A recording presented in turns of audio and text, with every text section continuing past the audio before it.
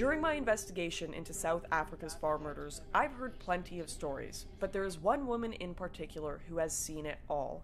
Eileen de Jager is one of the famous Blood Sisters, a pair of crime scene cleaners who have dealt with the aftermath of more farm murders than anyone else. I wanted to find out if some of the more gruesome stories I've heard about could even possibly be true, and what the Blood Sister herself thought of the crime wave sweeping South Africa. You never get used to cleaning up crime scenes, especially farm murders. You don't get used to it. The torture that we find have been done on these farm murders are unbelievable. We found pieces of nails being pulled out. We found hands being removed from bodies. We found people raped, brutally murdered, babies, children, the farmers trying to protect their families, and there's just no stopping. The farm murders are brutal. Rolene and I went to this farm murder scene in the northwest, and we came upon this beautiful white house, and everywhere you looked was blood splatter. Since from where you walked in, there was blood against the curtains, the walls, the paintings, the floor, and you could see where two babies were murdered in the bathroom. So they were definitely attacked while giving the babies a bath. One of them actually survived and crawled all the way from the bathroom. He was about 2 years old. Crawled all the way from the bathroom to the main bedroom where the mom was murdered. She was dragged to the bedroom, raped and killed, and then the one baby was murdered in the bath and the other one got out and crawled. And he died there by her side. That was a very terrible one.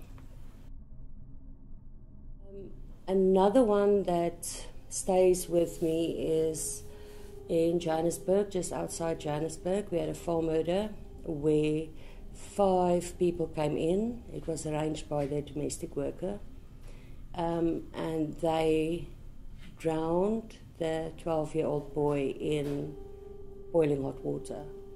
So we had to remove the skin from the bath as it was peeling off him in the hot water. That was a terrible scene. What's particularly bizarre about the crime in South Africa towards white farmers is much of it is played off as simply robberies gone wrong. But one has to wonder how you can accidentally torture an entire family, accidentally cut someone's eyes out, or accidentally rape them for days. The crimes in this country seem to take on a far more wicked nature than those in most of the world. It's not about robbing or stealing. It's been classified, especially on the crime stats as well, that it's attacks or robberies, burglaries. But because there is no statistic for farm murders currently in South Africa, the brutality of the farm murders in South Africa is undescribable. The things that you see on farm murders, the torture, the time it took to do the killings, the brutality and the ongoing torture is unbelievable.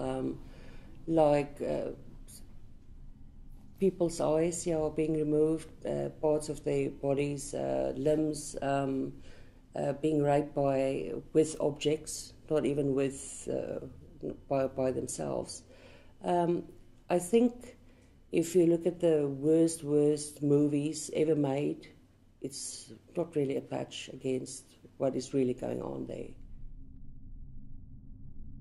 I wanted to find out what could motivate such gruesome attacks, but given their sensitive work with the South African police, a state-controlled force, Eileen made it clear she wasn't able to answer certain questions.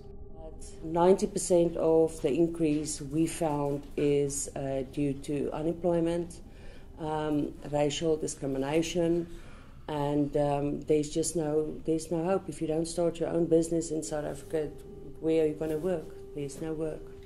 Racial discrimination against who, if you don't mind me asking? Yeah, I have to be careful. Careful. Yeah, Because I have to be a little bit careful. We work very closely with government. Racial discrimination against. No, it's okay. We have to be so careful. Even if she couldn't comment on this, with the government nearly ignoring the issue altogether, and certainly not releasing research on it, one can only speculate on motives. But one thing that is becoming certain is that things are getting worse. They started weekly. We would get one call a week to come and assist at either farm attack or farm murder. Now it's daily. It's definitely daily. It's increased unbelievably. Hearing these stories from the Blood Sisters is not an easy thing to do. Believe me, I have these just horrific, evil images that they described burned into my memory. But when the South African government refused to publicly discuss this problem and potential solutions to it, and even seem willfully ignorant of it, just playing it off as simple burglaries, we have to do the job that the government and the mainstream media won't, and talk about this issue now, because otherwise we are going to be hearing a lot more of these dreadful tales.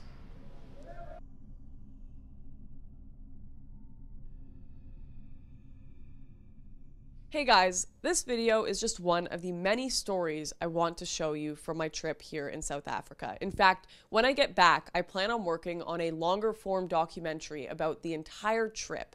If you'd like to find out more about how you can support that project and other stories being told like this one, or if you'd like to find out about the people in the stories and how you can support them and the farmers of South Africa, please check out the links in the description below. And of course, a big thank you to everyone who has been supporting this trip and been super encouraging to me and this channel. It means the world to me. I'll see you next time.